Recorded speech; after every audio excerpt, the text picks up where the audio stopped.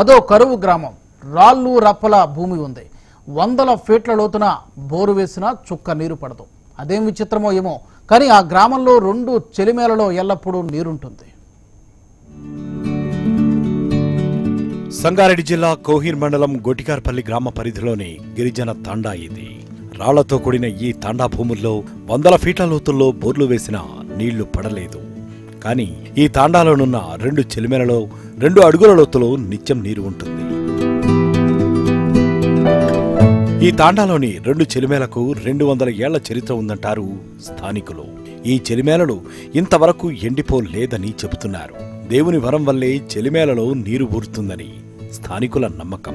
ఇది 60 ఏళ్ల నుంచి చూస్తున్నా సార్. అంతకు మునిపాలి ఎప్పటి నుంచినే నాకు తెలియదు. ఇక అక్కడ ఇక్కడ బోర్డు వేస్తే ఆ బోర్డు 2 ఏళ్ళు 3 ఏళ్ళు 400 ఫీట్లు ఉంది. తగిన 4 బోర్డు వేసిన 4 పేరు ఇంట్లో నాకన్నా మునిపాల నుంచి ఎప్పటి నుంచి నడుస్తుంది సార్. మీద నుండి నీళ్ళు పారుతుండే, ఇది పారుతుండే నీళ్ళు తాగుతుండే. ఎక్కడ పోయిన మనిషి కూడా ఇక్కడికి వచ్చి నీళ్ళు తాగుతుండే. ఇప్పుడు కొట్టిండ్రు 3 గదాల వస్తుంది. అంత మునిపు మీద ఉంటుండే, మీదకెళ్ళి పారుతుండే. ఇంత చెలిమి ఉండే అనమాట.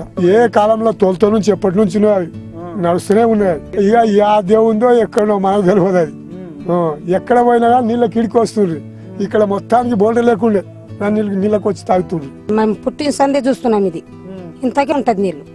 మేము అన్ని తాగుతుంటాం కానీ ఇప్పుడు తాగకొచ్చినాం. ఇప్పుడు ఏడా ఇప్పుడు ఇంటికి అడికి వెళ్తే లేకుంటే ఇన్నే రొట్టె కట్టుకొని ఇన్నే పని చేసి మేము షెడ్ల పని చేసి ఇన్నే తింటుంటాం. మేము ఇది ఏం సేవుంది ఏమన్నా.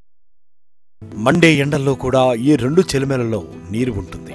కొన్నేళ్ల క్రితం వరకు ఈ తాండావాసుల దాహార్తిని తీర్చాయి ఈ చెలిమేలు. నీటి ఎద్దడి ఉన్నప్పుడు పశుపక్షాదులకు ఈ చెలిమేల నీరే ఆధారం.